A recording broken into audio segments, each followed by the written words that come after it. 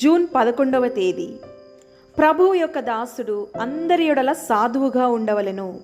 2 Timothy 2:24.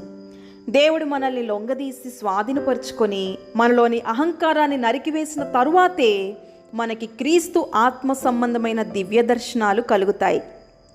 అప్పుడు మనం ఇంతకుముందు ఎన్నడూ లేనంత సాధువులంగా మారి ఈ నరకప్రాయమైన లోకంలో సాత్వికాన్ని వెదజల్లుతాం. ఆత్మ సంబంధమైన దీన మనస్సు తనంతట తానే మన మనస్సుల్లో నాటుకోదు. మనం తగ్గింపు స్వభావం అంటే ఏమిటో అర్థం చేసుకొని మన ప్రవర్తనలో నమ్రతను అలంకరించుకొని మన తలంపుల్లో దానిని జాగ్రత్తగా పోషించుకుంటూ వస్తే గాని సాత్వికం మన అంతరంగంలో నిలకడగా ఉండదు. వినయపూరితమైన ప్రతి లక్షణాన్ని మొదట మనం గట్టిగా చేపట్టాలి. ఆ పైన ప్రార్థనాపూర్వకంగా దాన్ని అలవాటు చేసుకోవడానికి పట్టుదల కలిగి ఉండాలి. ఇలాంటి నమ్రత అలవడ్డానికి దారితీసే శ్రమలను చాలామంది ఇష్టపడరు. మనకి సాత్వికం రావాలంటే ముందుగా మనం చనిపోవాలి. అంటే అహాన్ని నిజంగా విరగ్గొట్టి నలగొట్టేయాలి. అది హృదయాన్ని పిండేసి మనస్సును ఆక్రమించుకుంటుంది. ఈ రోజుల్లో మానసికంగాను తార్కికంగాను మనం అలవరుచుకునే పరిశుద్ధతలు కొన్ని ఉన్నాయి.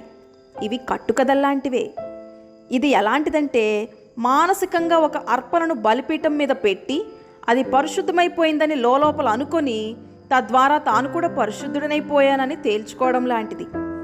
అలాంటి వ్యక్తులు వదరబోతుల్లాగా తేలిక హృదయాలతో తేలిక మాటలతో దేవుని రహస్య జ్ఞానాల గురించి కబుర్లు చెప్తూ తిరుగుతుంటారు. కానీ హృదయానికి చుట్టుకున్న సహజమైన తాళ్ళు ఇంకా తెగలేదు. ఆదాము స్వభావం ఇంకా చూర్ణం కాలేదు. మనసులో గెత్సెమనే మూలుగులు ప్రతిధ్వనించలేదు. కల్వరిలోని నిజమైన మరణపు చిహ్నాలు ముద్రించబడలేదు.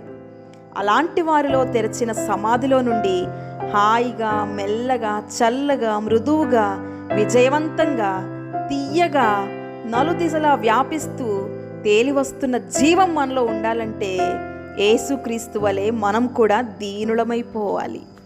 దేవుడి మాటలను దీవించునుగాక. ఆమేన్.